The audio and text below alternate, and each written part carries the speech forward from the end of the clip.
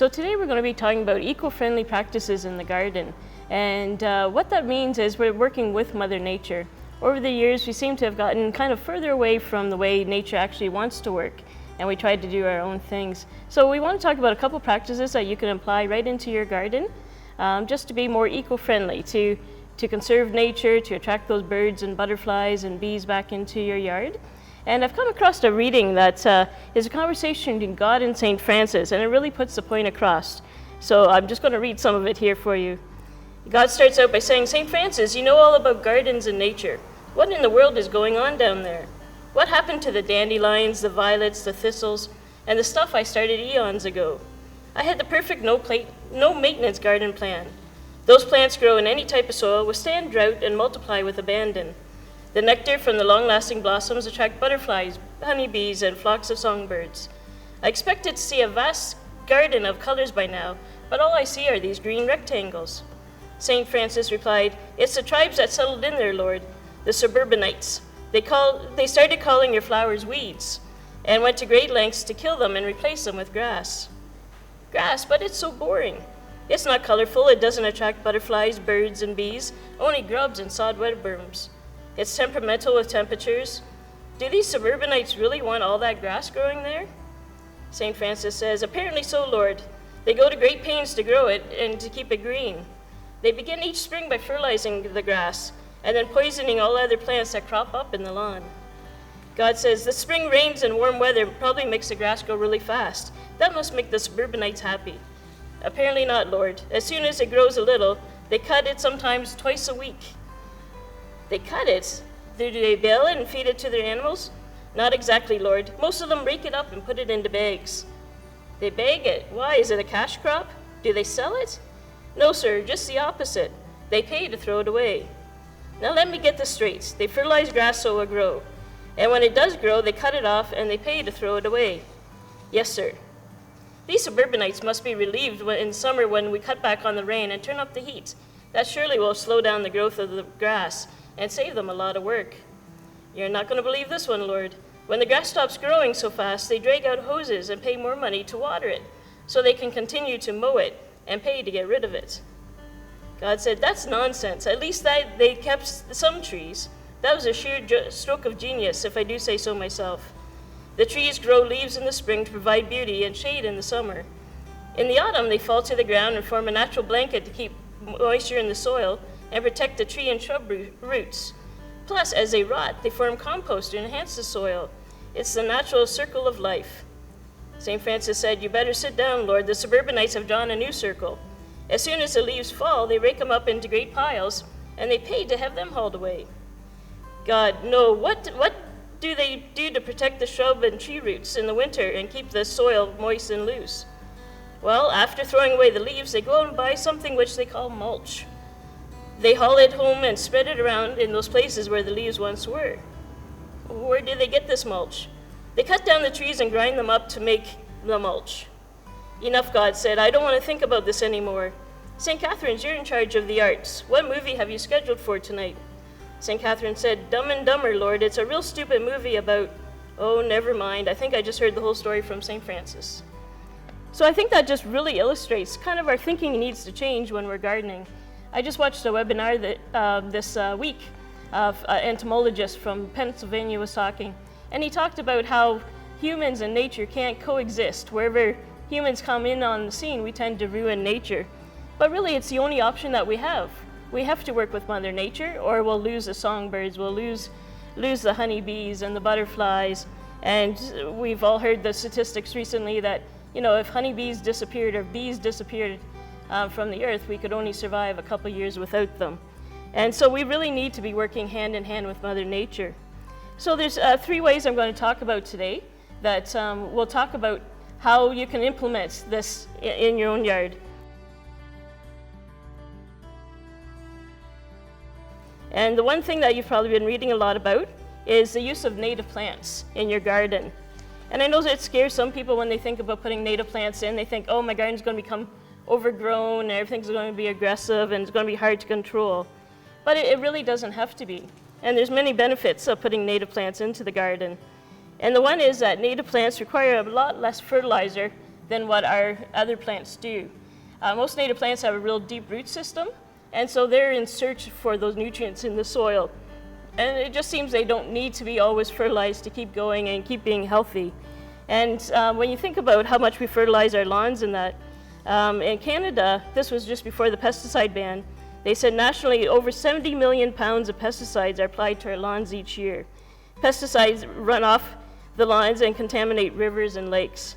So just by replacing some of your lawn, putting some native plants in instead, we'll cut down on the amount of fertilizer we use, we'll cut down on the amount of pesticides we use, and the native plants are just sturdier that way. Native plants also require less water. Again, they have that deeper root system, and so the roots go looking for their own source of moisture. And because they're native plants, they're used to surviving. When we talk about native plants, we're usually referring to plants that grew here before European colonization. So that before the Europeans, when they came over, they brought a lot of plants with them. But these are the plants that have always been here. This area is called part of the Carolinian forest, but because of so much building up of houses and that sort of thing, and so much cutting down of forest areas, we're slowly losing those plants. But a lot of the plants that are native in this area run right down into North Carolina, South Carolina. So that's kind of the area we're talking about today. Native plants also reduce air pollution. And if you look at it in a way, if we're reducing our lawn size and doing a bit more gardens, it says that in the United States, 40 million lawnmowers that run every year consume 200 million gallons of gasoline a year. And you think one lawnmower running for an hour burns the same amount it produces the same amount of pollution as what a new car running for an hour does. So if we just make our lawn areas a little bit smaller again, add some more of these native plants into our garden, we can cut down on the air pollution. Native plants also attract the wildlife. They give shelter for birds and insects, maybe some of the wildlife you don't want to have in your yard, but native plants do just provide that protection for wildlife. Native plants also saves money. Usually if you're putting in native plants, you'll have less trouble with them. You'll have to use less pesticides. They don't seem to have as many insect problems as what some of our newer varieties of plants do. And so they're just lower maintenance. They're usually survivors as well. So a native plant will probably last longer in your garden than some of the newer varieties will. So another reason to consider doing native plants. So native plants help with soil erosion. Again, we said native plants tend to have a deeper root system, and that's regardless whether you're looking at perennials, flowering shrubs, and even the trees. So if you have a slight slope in your garden and you're worried about losing some of the soil, consider putting some native plants in there. That'll just firm up the soil much better for you. And one of the last things about native plants is that they provide a lot of beauty. I'm always surprised by when we look at some of the native shrubs in particular. A lot of them have beautiful flowers in the spring. Most of them provide you with colorful berries in the summer and fall, and also have very colorful fall colors on the leaves. And so they can add a lot of beauty as well into the garden.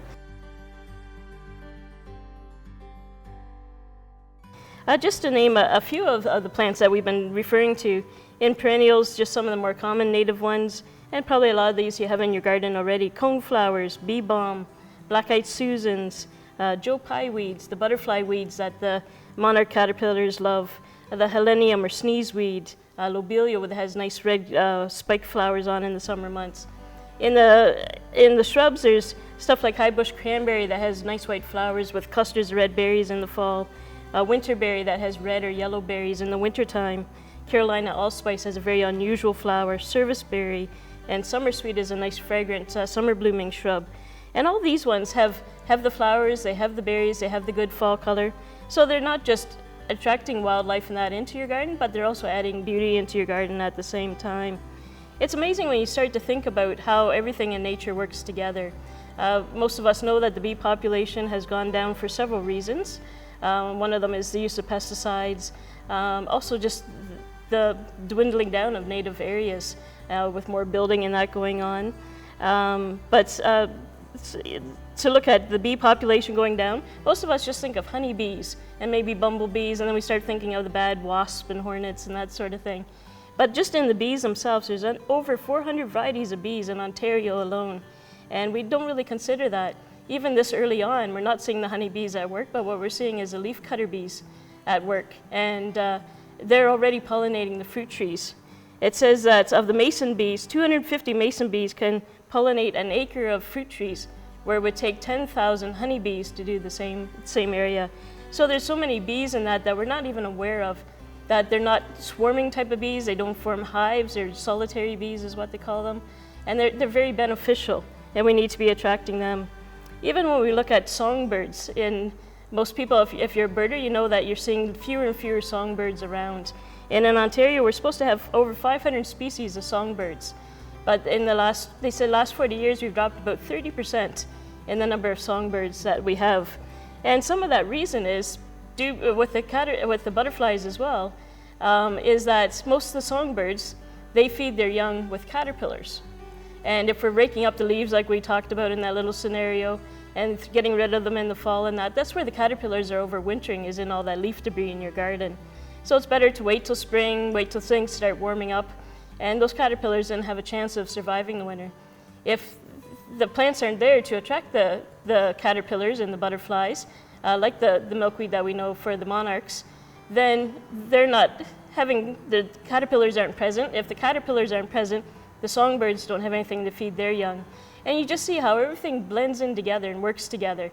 So I know a lot of people get kind of freaked out by seeing a lot of caterpillars in their garden, and we always get samples brought into us, and people are saying, what is this? I need to kill it. Find out beforehand, is that something you really need to kill or not? Is it a good beneficial insect? Those beneficial insects that we're attracting are also eating the harmful insects. And so we need to consider that and do some research before we just go and start spraying and killing off things. But just by introducing a few native plants, doesn't mean you have to rip out your whole garden or change your gardening style. You can still have a modern contemporary design by using the native plant material in it. You could do a row of panicum switchgrass, which is a native grass, with a row of coneflowers in front of it. And it can still be very lineal, it can still be mass plantings, but you're thinking about adding in the native species back into the landscape. So even if you think, well, I'm not changing my whole garden to do this, are you ripping out one shrub? With what you replace it with, could you consider putting in a native shrub as opposed to another shrub? And you'll find that you get just as much beauty out of those plant material, but it's also attracting all that wildlife that keeps the circle going. So it's very important that we include these native plants. Even in the trees, you think of attracting caterpillars and butterflies, and that a lot of them are attracted not just to the perennials, but also to trees. So trees like black gum and red maple, sugar maple, tulip tree, red oak, they say that over 50 species of butterflies are attracted to red oak trees. So it's even if you're replacing or planting a new tree in your garden, look at some of the native species first and see what they have to offer. If you love seeing a certain type of butterfly in your garden, maybe do a bit of research and find out exactly what tree does it or what shrub attracts that butterfly. And just make little changes. If we all put a few native plants in our garden, it would make a big difference.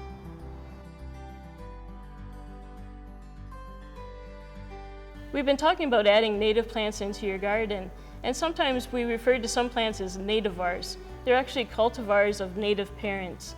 So in the purple coneflowers, for example, there's the straight purple coneflower that would be the native one that's always grown in this area, but now there's so many new varieties of coneflowers, and a lot of times those plants have been bred for better disease resistance.